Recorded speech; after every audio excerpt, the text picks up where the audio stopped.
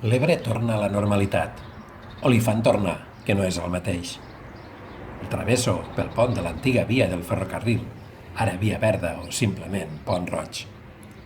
Enrere queden els dies en què el riu bramava i les aigües xocaven amb fúria contra els pilars i jo notava una incerta tremolor i em sentia petit i admirava la seva fortalesa, com un xiquet admira la potència gegantina d'un pare. Ja ha passat el perill d'inundacions a causa dels aiguats al nord, que han obligat a deixar anar l'aigua dels embassaments a contracor i apurant fins a l'últim segon. És a dir, han tancat l'aixeta.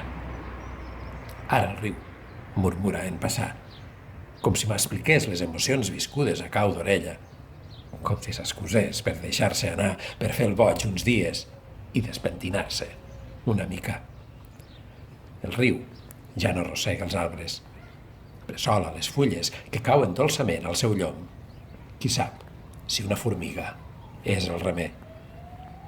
Mai no em canso de mirar-lo, de passejar al seu costat i deixar que els ulls rellisquin pel damunt, plens de color, que m'assaoni.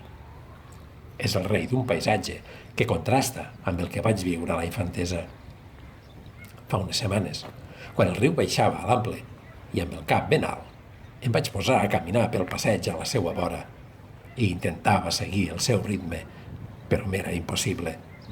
I els remolins s'anaven allunyant amb pressa en direcció a la mar. L'Ebre se sentia jove, fort, valent, i jo, que no sóc vell encara, no estic en plena forma, i ja he començat el camí de baixada de la segona i última part de la vida.